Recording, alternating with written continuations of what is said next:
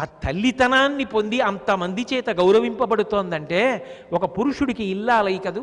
10 మంది చేత గౌరవింపబడే వ్యక్తి అనుకోండి, వాళ్ళిద్దరూ కూర్చుంటే ఆయనకే దండం పెడతారా, ఆవిడికి కూడా దండం పెడతారా? ఆవిడికి దండం పెడతారు. ఎక్కడి నుంచి వచ్చింది ఆ మర్యాద? ఆయనకి ఇల్లాలై కాదు పొందింది. ఇంత ఐశ్వర్యం ఎక్కడి నుంచి ప్రభవించింది ఒక స్త్రీకి? ఆయన నుండి వచ్చింది. ఎలా వచ్చింది? అదేదో దస్తావేజులు రాస్తే వచ్చేది కాదు. మంత్రముల చేత సంస్కరించి వివాహ సంస్కారము చేత కల్పిస్తారు ఈ ప్రయోజనాన్నంతటినీ కూడా. అందుకే వివాహమునకు అంత వైశిష్ట్యం ఏర్పడింది. ఇప్పుడు ఆయన కాదు అటువైపు తరింపచేసేవాడు. బాగా జ్ఞాపకం పెట్టుకోవాలి మీరు ఈ విషయాన్ని. ఆమె తరింపచేయడానికి కారణమవుతుంది. నా తండ్రి గారు శరీరం విడిచిపెడితే నేను కాదు ఆరాధన చేయవలసింది, తను వచ్చి దీపం పెట్టాలి.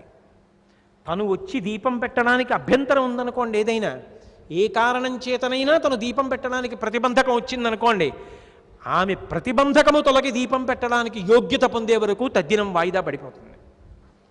అంటే కొడుకుని కడుపున పుట్టిన వాణ్ణి నేనున్నా, తనకి ఆ యోగ్యత కలిగే వరకు నేను తద్దినం పెట్టడానికి అర్హతని కోల్పోయాను.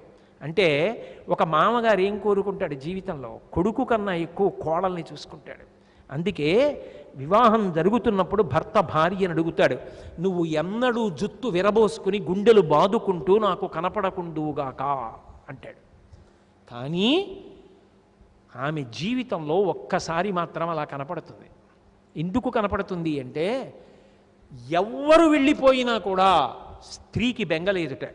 మామగారు వెళ్ళిపోయిన నాడు మాత్రం ఆమె ఏదో పెద్ద దిక్కుని కోల్పోయినట్టే.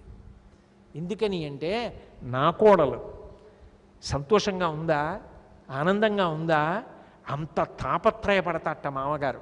అటువంటి మామగారు వెళ్ళిపోతే స్త్రీకి కష్టం కాకపోతే ఏమవుతుంది?